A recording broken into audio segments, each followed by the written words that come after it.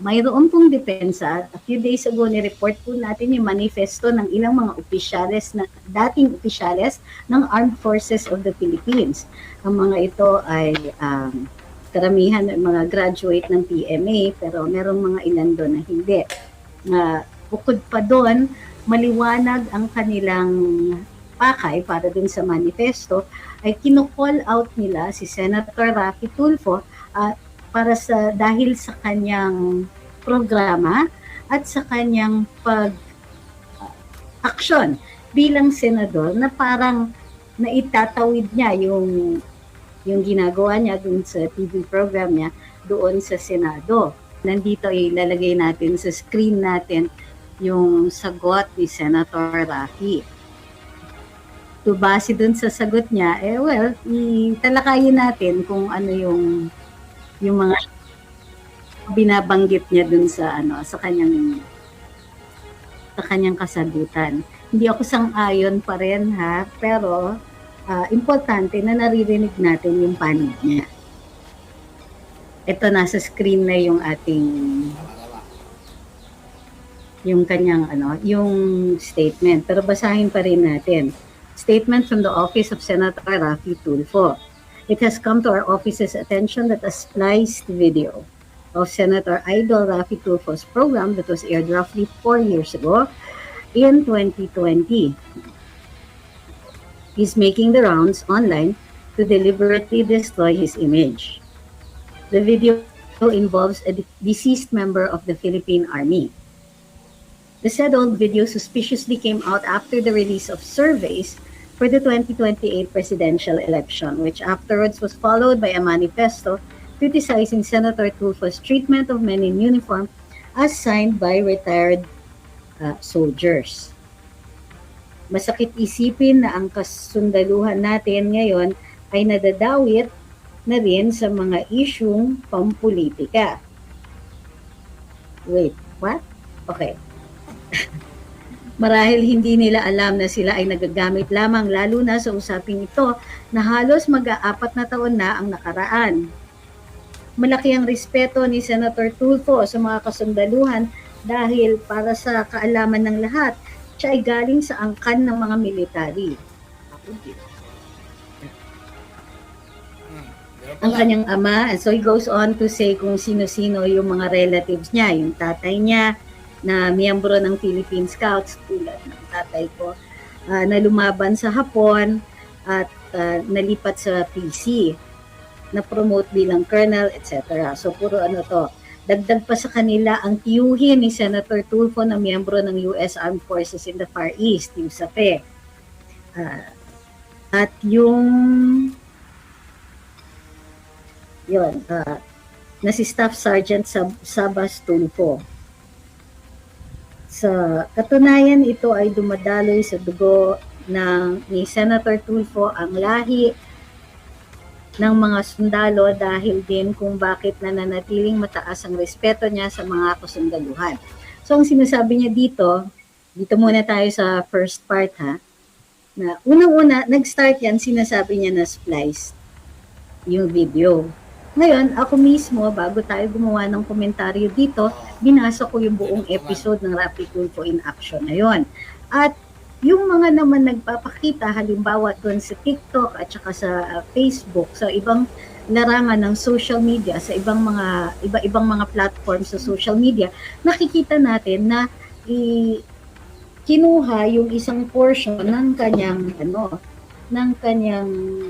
mga sinabi. Ngunit doon mismo sa ating pahayag, binasa natin, sinulat natin at binasa ng buo ang kanyang sinabi, including yung mga umpisang-umpisa pa lang, although tinanong niya kung bakit niya iniwan yung kanyang kasintahan, kung bakit binrake off niya yung kasal or hindi niya gustong ituloy yung kasal, tinanong naman siya ni Senator Tulfo, matapos niyang sagutin na yun nga, marati kami nag-aaway, kinukuha daw ni Ma'am Daisy Ray yung kanyang ATM, hindi pa daw sila kasal at gusto niyang ibigay ito sa kanyang nanay. So ang sagot ni Senator Raffy doon ay, alam mo sir, duwag ka. And then sinabi niya, paano ka ba, parang paano ka malamang daw kapag nasa encounter, tatakbo siya habang sumisigaw ng mama, mama. O kaya magtatalokbong, magdadasal at hahanapin ng nanay niya. Tapos sabi ni Sendong, what you read in your post live stream is correct. Mas masakit nga panoorin ng buo. Binuo ko talaga, pinanood ko ng buo. At nakita ko kasi may portion pa doon na nananakot pa sila na maaaring kasuhan o kakasuhan siya ng dalawa, administratiba doon sa Philippine Army at saka ng unintentional abortion at saka VAUSI. Bilang isang litigator, alam natin na although posible yung mga charges na yon, alam din po natin na base dito sa ebidensya at base dun sa facts itself, ito ay simpleng breach of promise to marry. Ang breach of promise to marry po ay isang civil case. At sa civil case na yon, danyos lang po ang maaaring masingil dun sa tao na nag-break off nung kanilang kasal dahil naghanda na yung partner. Pero dito, gusto pa nilang itulak dun sa unintentional abortion at saka VAUSI dahil daw na-stress yung babae dun sa pag-break off niya ng kasal. Unang-una, hindi po makakonsider na abuso ang pag-break off sa kasal dahil ito ay nangangailangan ng consent. Wala pong magiging valid na kasal kung mayroon tinatawag tayong vitiated consent o hindi tunay yung pagsasang-ayon ng isang tao sa pagpapasok sa kanilang kasal. So, bukod pa doon, nag-file na ng kasong administratiba si Ma'am Desiree dun sa against dito kay PFC at na-dismiss po ito ng Provo Marshal. Ano yung Provo Marshal? Sila po ang nag-iimbestiga ng mga kaso at pino-forward sa court martial kung sakasakaling ipo-forward yan sa JAGS for possible court martial kung sakasakaling pasok ito. Ang findings ng Provo Marshal ay hindi po dapat papasok ito sa kasong administratiba dahil nga ito ay simpleng breach of promise to marry. Pero doon sa programa po ni Senator Tulfo, mayroong nakikita tayong parang pananakot, medyo stretch, kumbaga it's a stretch to say na may liability siya para sa unintentional abortion at saka VAUSI. Siyempre, ordinary mamamayan, kung abogado ang tinethreaten mo ng kaso, hindi naman po kasi illegal mag-threaten ng kaso. Pero kung abogado o mayroon siyang pagkakataon na makapagkonsulta o sumangguni sa isang abogado, maaaring maabisuhan sana siya na alam mo, relax ka lang kasi medyo malabo yung mga ganong klaseng kaso. But, ilang araw lang ang nakalipas, napatay na po si private first class sa kanyang sa encounter or private first class PFC, di ba? Corporal naman ang sinasabi dito. Excuse me, Corporal Canlog. Sa statement corporal, pero PFC kasi nakalagay dun sa statement na isa. Hindi po natin sinasabi na may criminal liability si Senator Tulfo dito. Pero ang sinasabi natin dito ay kahit sabihin pa niyang spliced, hindi po spliced yun. Kasi ang spliced parang ini-insinuate na may isiningit. Doon sa broadcast or doon sa mga sinabi niya. Wala naman po. Ang meron po ay excerpted. Ito. Ay excerpt yun. Baga, kinuha, ginrab doon sa kanyang programa. Sabi ni Ma'am Bernardita, ang linaw ng sinabi niya on air nung tinawagan niya ang sundalo, sabi pa, duwag ka pala, sabi ng sundalo, sir, pasensya na, nasa critical area ako.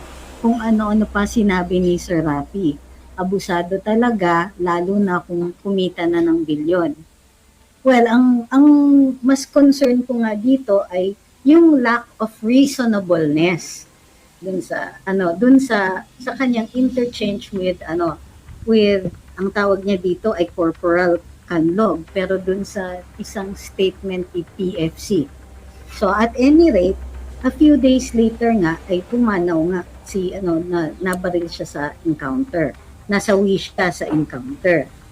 So ang second insinuation ni Senator, so hindi po ako sang-ayon dun sa term na ginamit niya na ito ay spliced. Ito po ay excerpted. Meaning, wala pong dinagdag at hindi to trinisinta ng parang clickbait lang or na para magmukhang worse than it actually is. Malinaw yung mga excerpts that are appearing dito sa social media ay di naman gaanong kalayo dun sa original dahil actually yung sinabi niya mas mahaba at sa totoo lang mas masakit kung pinanood mo yung buo. I think that by excerpting yung sinabi niya medyo mas maigi pa kumbaga para sa image kumbaga nakagaan pa dun sa image ni Senator Raffy dahil kung buong-buo yan pinanood mas masakit po. Mararamdaman nyo yung parang how unjust. Ang sabi niya, the said old video suspiciously came out after the release of surveys for the 2028 presidential elections, which afterwards was followed by a manifesto criticizing Senator Tulfo's treatment of men in uniform as signed by retired soldiers. Ay natural. Ganito po yun. In fact, hindi po natin nakikita na malisyoso yung paglabas ng manifesto after lumabas yung kanyang standing doon sa surveys on the possible candidates sa susunod na presidential election. Dahil nag-aalala, itong sektor na to, mga dating opisyal ng Armed Forces of the Philippines. At ang sinasabi nila, sa isang tao na medyo palapit yung career, posibleng ma-elect ng taong bayan, sinasabi namin ito, minamanifest namin ito ng magkaalaman, nang malaman ng taong bayan o ng mga botante ang pagkatao ng isang posibleng magkandidato para sa pagpapresidente. Hindi po nila tinatago yan at hindi po yan suspicious. Nung nalaman nila na mayroon talagang danger kumbaga para sa kanila, for lack of a better word, na ma-elect o maging kandidato si Senator Raffy, kailangan ilabas nila ang pagkatao at i-explain kung bakit hindi sila sang-ayon na ganitong tao ay magiging kandidato. Bukod pa doon, hindi rin sila sang-ayon sa actions ni Senator Raffy sa Senado.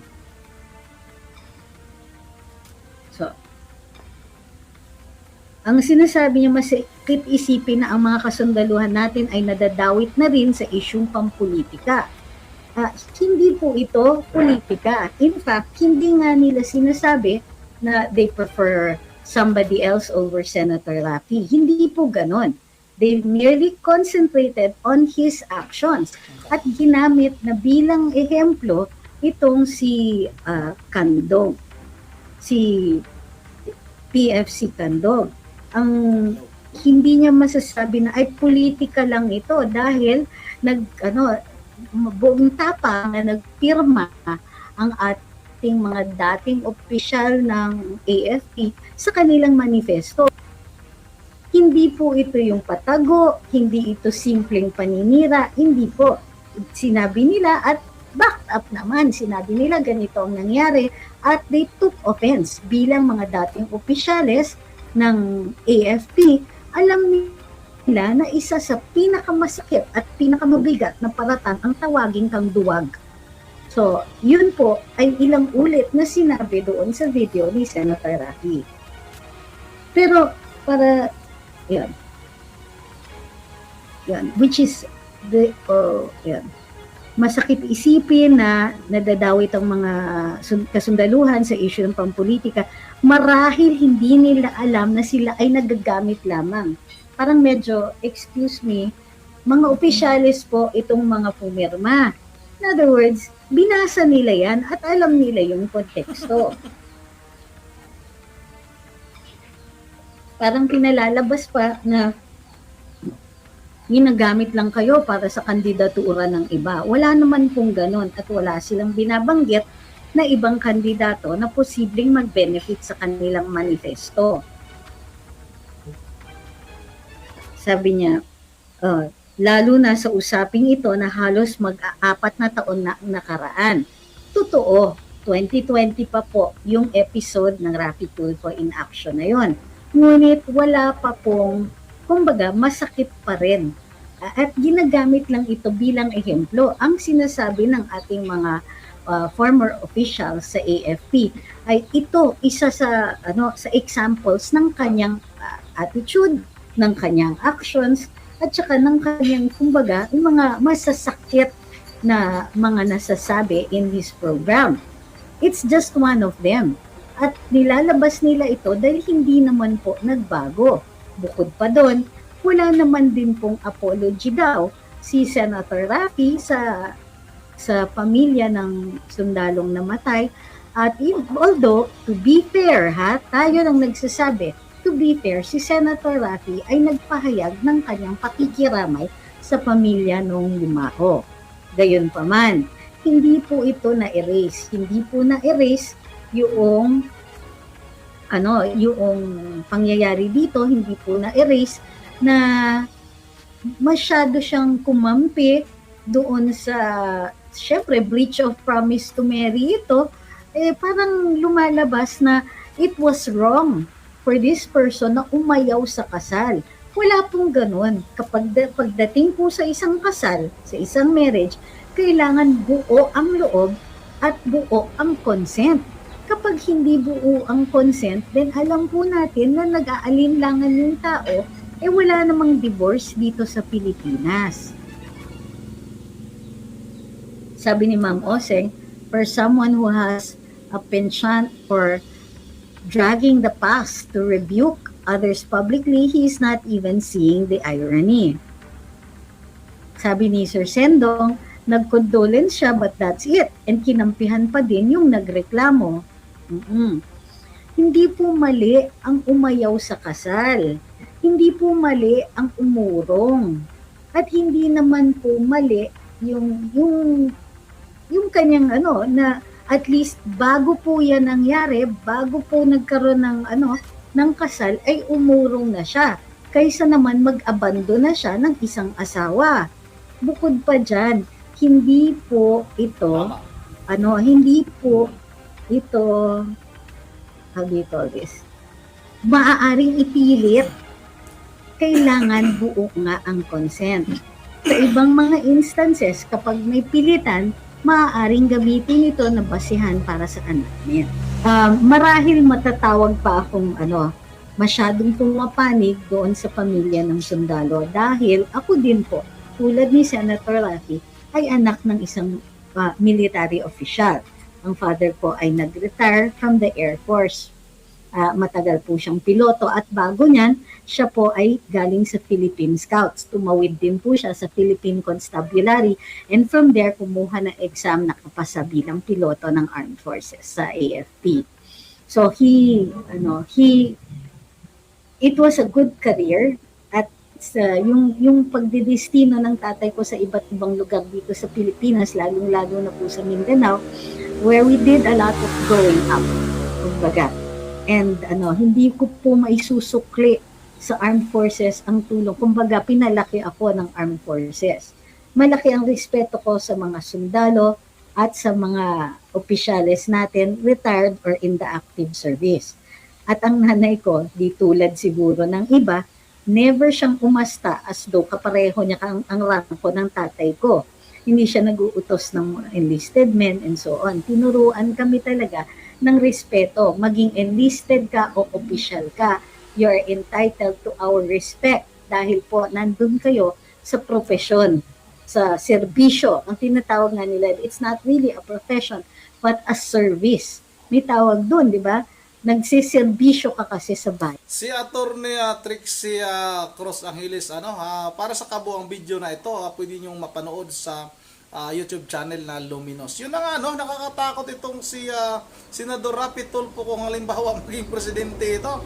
Yung mga kalalakihan, ha, mag-ingat-ingat kayo, huwag kayong bumoto kay Senador Rapi Tulfo kasi hindi na kayo pwedeng magsalita ng, o sige, pakakasalan kita. Kasi pag hindi nyo tinupad yung pangako nyo, yung sinabi nyo sa isang babae, yari kayo.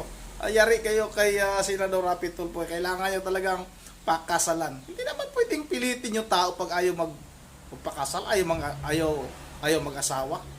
Karapatan ng tao yan, personal na buhay yan. Ito namang si Senador Rapi Tulfo masyado namang ano ka ba, pare? Yun ang dito na lang muna at bago tayo magtatapos ay mag-shout out muna tayo shout out kay Ma'am Virgin Religious ng Pulilan, Bulacan, kay Ma'am Caroline Kawakami, kay ay Lockwood, idol, shout out ha, kay City Saliha Baguhan, kay Elisa Borby, kay Trabahador Mix Vlog, at mag-shout out ako ng ilan dito. Shout out na rin kay, puro galit ito, kay Senador Rapi Tulfo, ha, kay Belchor R. Ilagan, shout out kay Marisa Antipala, shout out kay Efren De La Cruz, at kay Leonardo Mendez, at kay P. Poroswilo. Yun ang dito na lang muna ito na talaga ang panahon na babagsak ang political career nitong si Senador Rapi Tulfo. Once again, this is Rudy TV po. Ingat tayong lahat. God bless bawat isa sa atin.